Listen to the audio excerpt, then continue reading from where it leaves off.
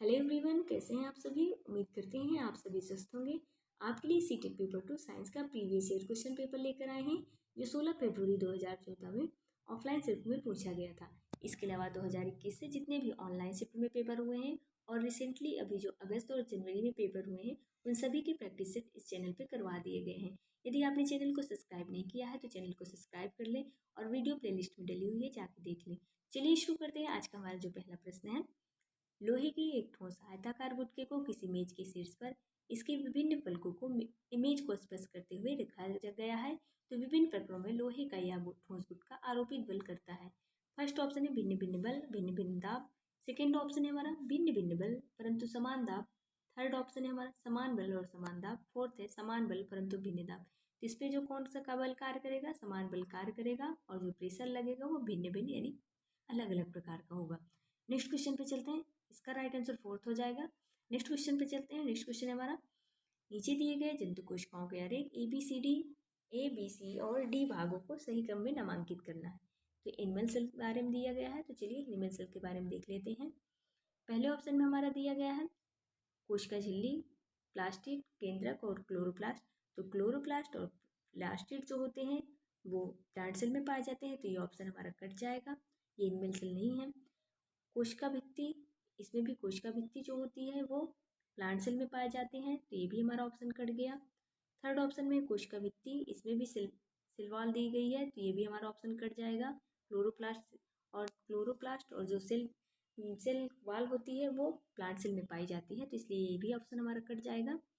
तो ऑप्शन हमारा बचा फोर्थ, यानी कोशिका झिल्ली यानी सेल मेम्ब्रेन, रिक्तिका यानी वैक्यूल, केंद्रक यानी न्यूक्लियस, और कोशिका द्रव्य यानी सेल मेम्ब्रेन जो है, ये चारों जो है हमारे एनिमल सेल के ही उदाहरण है, तो इसलिए राइट आंसर जो है ऑप्शन नंबर 4 हमारा राइट आंसर हो जाएगा। नेक्स्ट क्वेश्चन पे चलते हैं।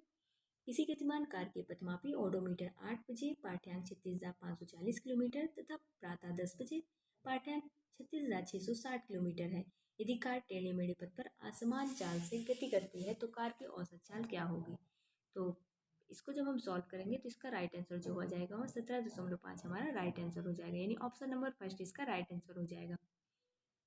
नेक्स्ट क्वेश्चन पे चलते हैं। किसी छात्र के पास हल्दी का गाढ़ा पेस्ट है। इस पेस्ट को हाइड्रोक्लोरिक अम्ल और सोडियम हाइड्रोक्साइड के जलीय विलयन में अलग अलग डालने पर ये कौन सा रंग प्रदान करेगा। तो हम देख लेते हैं। हल्दी जो होती है टेरमेरिक यानी जो हल्दी होती है उसको हम किस में डालते हैं, HCl यानी हाइड्रोक्लोरिक अम्ल, ये क्या है, ये एसिड है।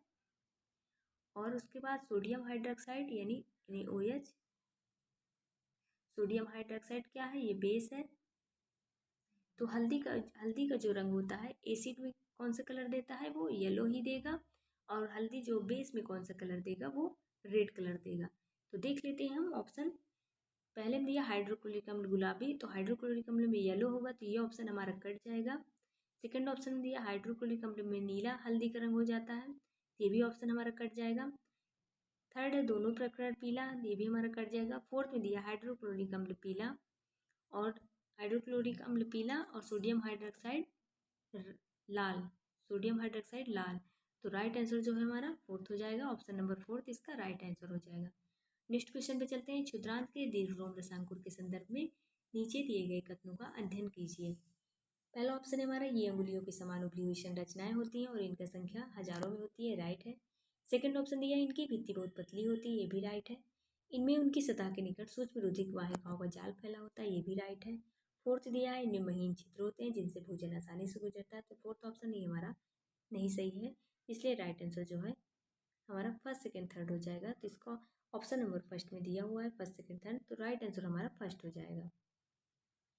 नेक्स्ट क्वेश्चन पे चलते हैं। नेक्स्ट क्वेश्चन है हमारा, नीचे दिए गए खाद्य पदार्थ दिए गए हैं, तो उनमें से हमें बताना है आयोडीन घोल के साथ परीक्षण करने पर उपरोक्त में से नीला काला कलर कौन सा प्रदान करेगा। तो उबले और पिसे आलू ये देंगे, उबले और चबाए हुए चावल ये नहीं देंगे, रोटी और ब्रेड का टुकड़ा देंगे, और शर्करा चीनी भी नहीं देंगे, नारियल तेल भी नहीं देंगे। तो राइट आंसर हमारा फर्स्ट और थर्ड हो जाएगा। तो देखते हैं फर्स्ट और थर्ड किस में दिया है। तो फर्स्ट और थर्ड हमारा ऑप्शन नंबर थर्ड में ही दिया है, तो इसका जो राइट आंसर हो जाएगा ऑप्शन नंबर थर्ड राइट हो जाएगा। नेक्स्ट क्वेश्चन है हमारा, कक्षा 8 के छात्रों को कमाईदार तुला को सही उपयोग विधि पढ़ाते समय गुंजन के गुंजन ने नीचे दिए गए चरणों को सही क्रम में नहीं दिए हैं, तो का पालन करने के लिए कहा गया है, यानी इनको सही क्रम में हमें दर्शाना है। ऑप्शन देख लेते हैं हम। इसमें सबसे पहले जो ऑप्शन आ जाएगा, सबसे पहले हम क्या करेंगे, सबसे पहले शून्य शून्य त्रुटि नोट करेंगे और फिर उसके बाद हम क्या करेंगे, सबसे पहले शून्य कोटि नोट करेंगे और फिर उसके बाद कमानीदार तुलक का अल्पतमांक रिकॉर्ड करेंगे, यानी फोर्थ आ जाएगा। फिर उसके बाद हम उसके बाद आंशिक पैमाने पर संकेतन की स्थिति करेंगे, यानी थर्ड करेंगे, थर्ड नंबर आ जाएगा। फिर उसके बाद सेकंड ऑप्शन आ जाएगा, वास्तविक पाठ्यांक परिकलित करेंगे। तो इसका जो राइट आंसर हमारा फर्स्ट हो जाएगा, यानी फर्स्ट फोर्थ थर्ड सेकंड हमारा फर्स्ट आंसर में ही दिया है, इसलिए राइट आंसर हमारा फर्स्ट हो जाएगा। नेक्स्ट क्वेश्चन पे चलते हैं। उच्च प्राथमिक स्तर पर विज्ञान सीखने का नीचे दिए गए कौन सा उद्देश्य वांछनीय उद्देश्य नहीं है। पहला है आवश्यक प्रक्रिया कौशल अर्जित करना, सेकंड है प्रतियोगी परीक्षाओं को अच्छा प्रदर्शन करना, थर्ड है वैज्ञानिक साक्षरता अर्जित करना, फोर्थ है तार्किक सोच विकसित करना। इसका जो हमारा राइट आंसर हो जाएगा वो सेकंड हो जाएगा, यानी प्रतियोगी परीक्षाओं में अच्छा अंकी केवल प्रदर्शन करना, अच्छा प्रदर्शन करना, यही हमारा वांछनीय उद्देश्य नहीं है। तो राइट आंसर जो है ऑप्शन नंबर 2 हो जाएगा। नेक्स्ट क्वेश्चन पे चलते हैं। विज्ञान शिक्षण में रोल प्ले की तकनीकी को एक प्रभावी नीति मानने का कारण है, तो कौन सा कारण है। पहला ऑप्शन है, यह छात्रों की सामाजिक कुशलताओं को बढ़ा देता है, यह अधिगम प्रक्रिया में एक रिश्ता को तोड़ना सुनिश्चित करती है, वह वास्तविक जीवन की किसी भूमिका को अच्छी प्रकार से समझना सुनिश्चित करती है, फोर्थ है, यह अधिगम प्रक्रिया में छात्र की सक्रिय भागीदारी को सुनिश्चित करती है। इसका जो हमारा राइट आंसर हो जाएगा, इसमें छात्र सक्रिय है, तो राइट आंसर जो है ऑप्शन नंबर 4 हो जाएगा हमारा। नेक्स्ट क्वेश्चन पे चलते हैं। विज्ञान को प्रश्न करना, खोजबीन करना, स्वयं करना और अन्वेषण करना माना जाता है, तो विज्ञान शिक्षण के समय दीपिका द्वारा कराए गए नीचे दिए गए क्रियाकलापों में से कौन सा उन मानदंडों को संतुष्ट करने के लिए सबसे उपयुक्त है। तो ऑप्शन पहला हमारा दिया हुआ है, पर्यावरणीय समस्याओं पर वाद विवाद, सेकेंड ऑप्शन है ध्वनि की प्रकृति पर परियोजना कार्य, थर्ड है सूक्ष्म जीवों पर यूनिट टेस्ट, फोर्थ है सामान्य रोगों पर सामूहिक चर्चा। इसका जो हमारा राइट आंसर हो जाएगा ऑप्शन नंबर फोर्थ, इसका राइट आंसर हो जाएगा। नेक्स्ट क्वेश्चन पे चलते हैं। राष्ट्रीय पाठचर्या की रूपरेखा 2005 में यह अनुशंसा या सिफारिश की गई है कि उच्च प्राथमिक स्तर पर विज्ञान शिक्षण में अधिक बल दिया जाना चाहिए।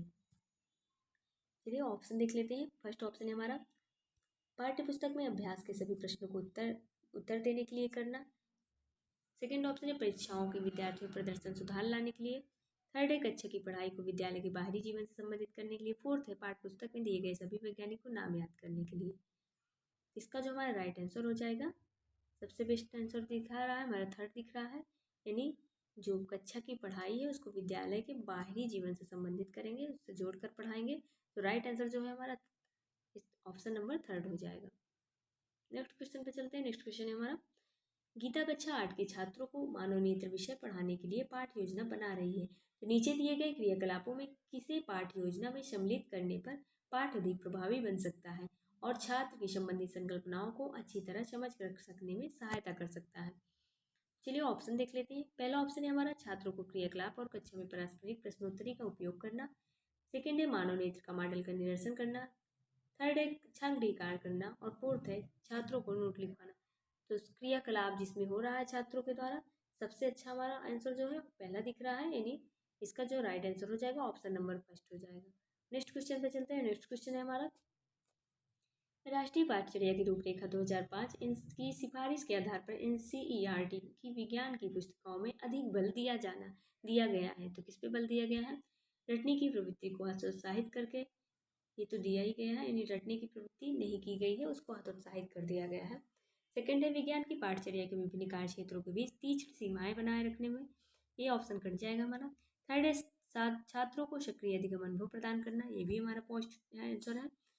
फोर्थ है वैज्ञानिक पदों को यथार्थ परिभाषा देना, तो फर्स्ट और थर्ड हमारा पॉजिटिव दिख रहा है, तो फर्स्ट और थर्ड हमारा राइट आंसर भी हो जाएगा, तो फर्स्ट और थर्ड हमारा ऑप्शन नंबर फोर्थ में दिया है, इसलिए राइट आंसर हमारा फोर्थ हो जाएगा।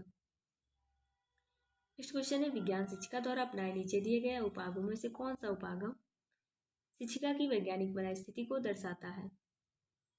चलिए ऑप्शन देख लेते हैं हम। पहला ऑप्शन है कक्षा में छात्रों को प्रश्न पूछने के लिए प्रोत्साहित करना, सेकंड है अधिगम में बढ़ोतरी करने के लिए कठिन प्रश्न पत्र बनाना, और थर्ड है हमारा कक्षा में पूर्ण अनुशासन बनाए रखना और यथासंभव शीघ्र प्रस्तावित पाठ्यक्रम को समाप्त करना। तो छात्र जो है किसमें प्रोत्साहित हो रहा है, फर्स्ट आंसर में छात्र एक्टिव दिख रहा है, तो इसलिए राइट आंसर जो है हमारा, इसका राइट आंसर हमारा फर्स्ट हो जाएगा। नेक्स्ट क्वेश्चन पे चलते हैं। नेक्स्ट क्वेश्चन है हमारा, वैज्ञानिक विधि के लिए समानता निम्नलिखित चरणों का पालन करने के ये चरण उचित क्रम में नहीं दिए गए हैं, सिफारिश की जाती है, इन्हें सही क्रम में लगाना है। तो चलिए लगा लेते हैं सही क्रम में। सबसे पहले हम समस्या को पहचानेंगे, यानी थर्ड ऑप्शन आ जाएगा हमारा। समस्या को पहचानने के बाद हम परिकल्पना बनाएंगे, यानी सेकंड आ जाएगा। फिर परिकल्पना बनाने के बाद हम आंकड़ों को एकत्र करेंगे, यानी फोर्थ ऑप्शन आ जाएगा। फिर आंकड़ों को एकत्र करने के बाद परिकल्पना का परीक्षण करेंगे, यानी फर्स्ट ऑप्शन आ जाएगा। फिर उसके बाद हम निष्कर्ष निकालेंगे लास्ट में सबसे, तो हमारा फिफ्थ आ जाएगा। Third second fourth first fifth, third second fourth first fifth हमारा जो है फोर्थ ऑप्शन दिया है, तो राइट आंसर जो है ऑप्शन नंबर फोर्थ हो जाएगा इसका। नेक्स्ट क्वेश्चन है, हस्तसिद्ध क्रियाकलापों और परियोजनाओं विज्ञान सीखने के अभिन्न अंग हैं।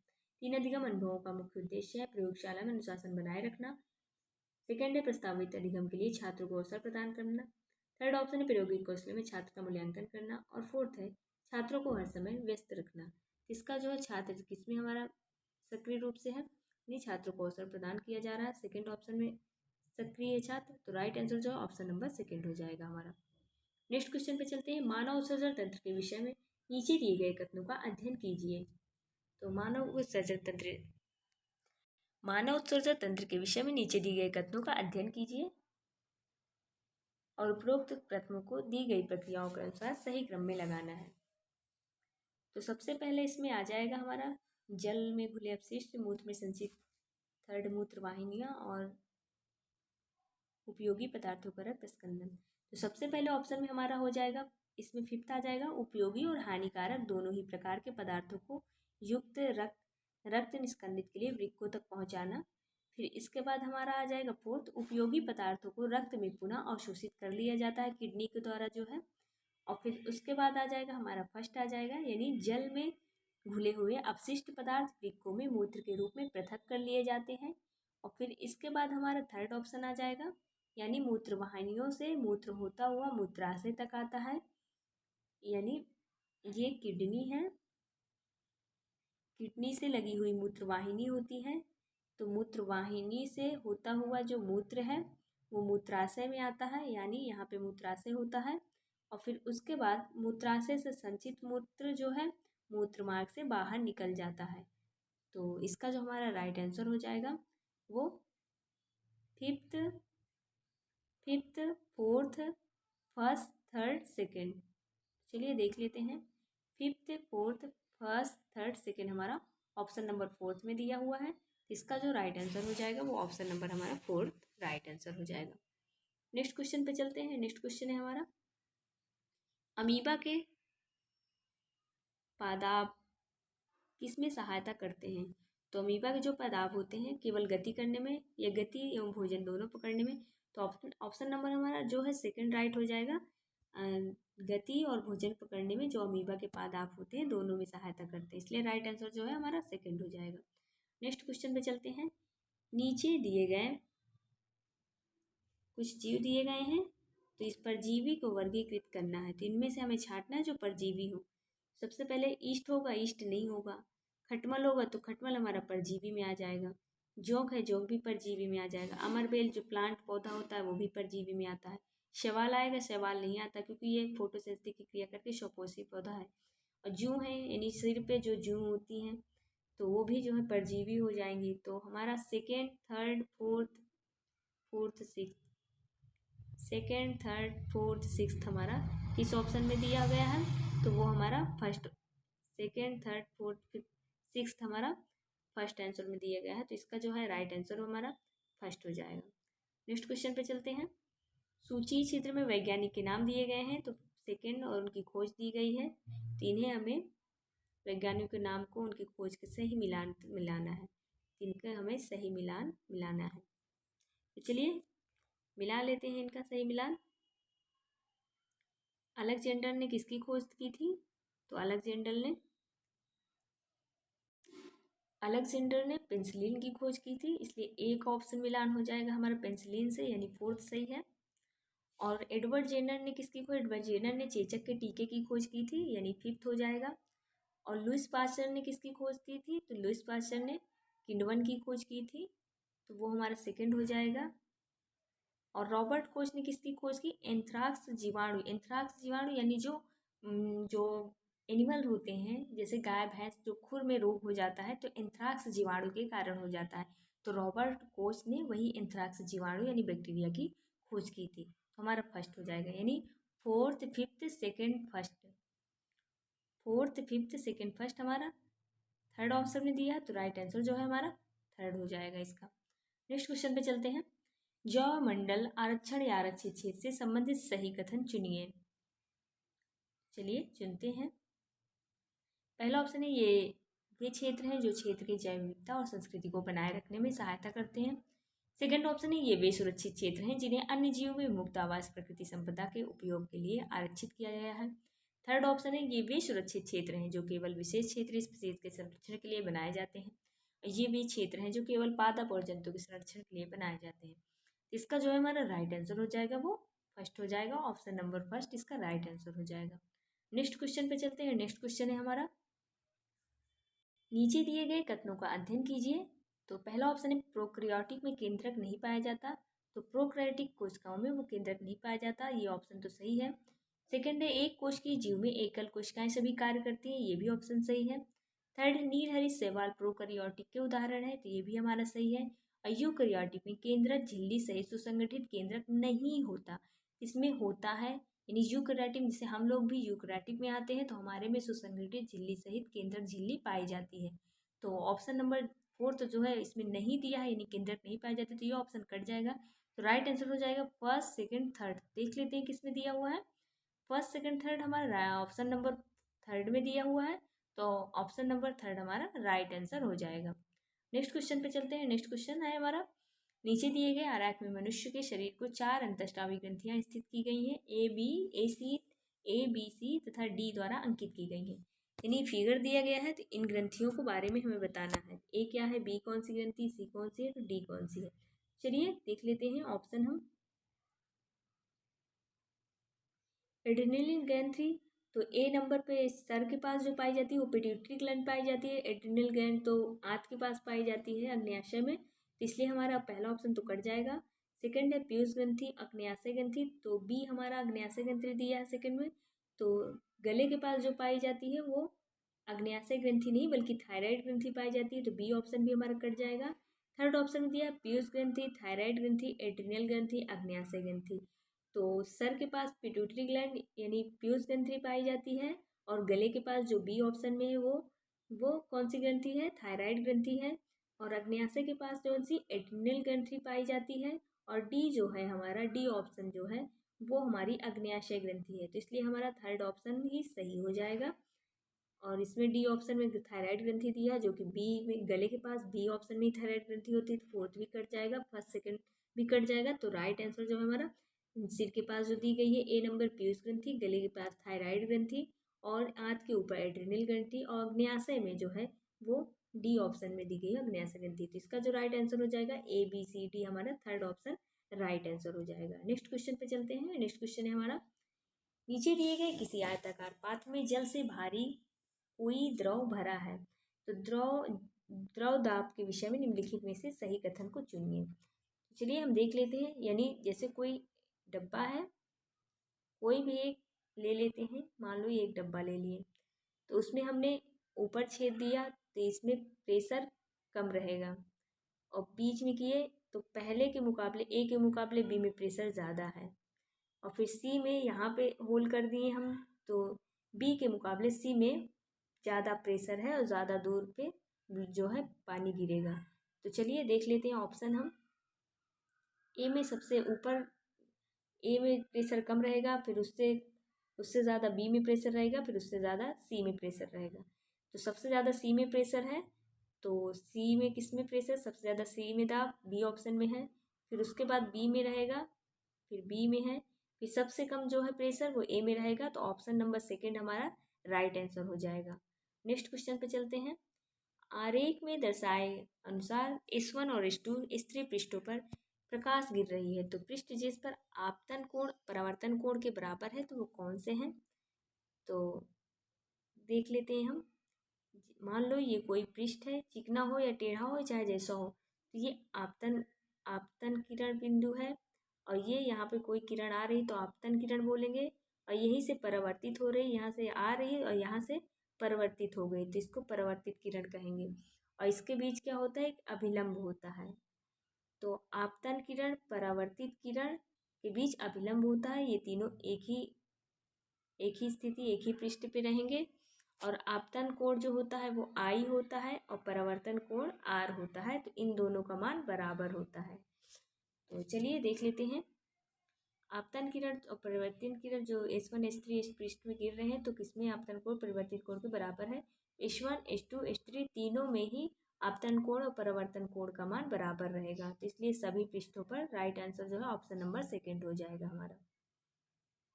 नीचे दिए गए मानव नेत्र के आरेख में A, B, C और D द्वारा अंकित भागों को नामांकित किए गए हैं तो हमें बताना है। तो सबसे पहले क्या है हमारा, A नंबर पे हमारा आ जाएगा पश्चात पेशी, और B नंबर पे आ जाएगा परितारिका, और C नंबर पे लेंस, और D नंबर पे कॉर्निया। तो चलिए देख लेते हैं। पश्चात परितारिका लेंस कॉर्निया किसमें है। पश्चात ये तो कट जाएगा, ये भी पश्चात पेशी पुतली दे दिया है, ये भी परितारिका दे दिया है। तो पश्चात परितारिका lens cornea, option number B हमारा राइट आंसर हो जाएगा इसका। नेक्स्ट क्वेश्चन पे चलते हैं। नेक्स्ट क्वेश्चन है हमारा, मानव नेत्र के रेटिना पर बने किसी वस्तु के प्रतिबिंब का प्रभाव रेटिना पर लगभग कितने समय तक बना रहता है। इसका जो हमारा राइट आंसर हो जाएगा वो 1/16 राइट आंसर हो जाएगा। ऑप्शन नंबर फर्स्ट इसका राइट आंसर हो जाएगा। नेक्स्ट क्वेश्चन पे चलते हैं। नीचे दिए गए कथनों का अध्ययन कीजिए। पहला ऑप्शन दिया हुआ है, ऑप्शन दिए गए हैं और इसमें से बतानी है कौन से सही है। तो चलिए देख लेते हैं। पहला, शुष्क परिस्थिति में बीजों का अंकुरण नहीं होता है। सेकंड है, पोषकों का पादपों के विभिन्न भागों में स्थानांतरण खुली हुई अवस्था में होता है, ये भी सही है। थर्ड है, हमारा विभिन्न समयांतरालों में फसल को जल की आपूर्ति से मृदा को गठन को सुधारा जा सकता है, तो थर्ड कट जाएगा हमारा। फोर्थ है, फसलों को जल की आपूर्ति से मृदा सरंध्र बनती है जिसके कारण गैसों का विनिमय होता है। फिफ्थ है, जल के फसलों में पाले शीत से गर्म वायु को दोनों से रक्षा करती है। यानी जल जो होता है फसल को पाले शीत और गर्म वायु दोनों से रक्षा करता है। इसका जो हमारा राइट आंसर हो जाएगा हमारा सेकंड हो जाएगा, यानी फर्स्ट सेकंड और फिफ्थ हमारा राइट आंसर हो जाएगा। नेक्स्ट क्वेश्चन पे चलते हैं। नीचे दिए गए कथनों का अध्ययन कीजिए। पहला है हमारा, गुणसूत्र केंद्रिका में स्थित होता है। सेकंड है, बीज गुणसूत्र में स्थित होते हैं। थर्ड है, एक कोशिकीय जीव श्वसन और जनन करते हैं। फोर्थ है, कोशिका झिल्ली यानी सेल मेम्ब्रेन का सबसे महत्वपूर्ण कार्य कोशिका में पदार्थ के आवागमन को नियंत्रित करता है। चलिए ऑप्शन देख लेते हैं हमारा। इसके ऑप्शन जो है हमारे, इसका ऑप्शन हमारा फर्स्ट सेकंड और फोर्थ सही हो जाएगा, थर्ड कट जाएगा। यानी फर्स्ट सेकंड फोर्थ हमारा तीनों ही राइट आंसर है। तो सेकंड नंबर पे दिया हुआ है ऑप्शन हमारा फर्स्ट सेकंड फोर्थ, तो राइट आंसर जो है ऑप्शन नंबर सेकंड हो जाएगा हमारा इसका। नेक्स्ट क्वेश्चन पे चलते हैं। हमारा लास्ट क्वेश्चन आज का, चिकित्सा के क्षेत्र में समस्याओं के अनुसंधान के लिए जाने वाले पराश्रव्य ध्वनि उपकरणों के कार्य करने की आवृत्ति होती है। तो पहला ऑप्शन दिया है 2000 हर्ट्ज से 20,000 हर्ट्ज के बीच, तो ये तो नहीं होगी। 20,000 हर्ट्ज से अधिक और 20,000 हर्ट्ज से कम, ये भी नहीं होगी। 20 से 20,000 हर्ट्ज, ये तो मानव द्वारा कान के सुनने की प्रवृत्ति होती है। और 20,000 हर्ट्ज से जो अधिक होगी यही ऑप्शन राइट हो जाएगा। यानी जो चिकित्सा से क्षेत्र में समस्याओं को अनुसंधान करने के लिए पराश्रव्य जो ध्वनि होती है वो 20,000 हर्ट्ज से अधिक होती है। तो राइट आंसर जो है ऑप्शन नंबर सेकंड हो जाएगा हमारा। ऐसे ही डेली प्रैक्टिस सेट इस चैनल पे करवाए जाते हैं। यदि आपने चैनल को सब्सक्राइब नहीं किया है तो चैनल को सब्सक्राइब कर लें, और वीडियो अच्छी लगी हो तो वीडियो को लाइक शेयर करना ना भूलें। धन्यवाद।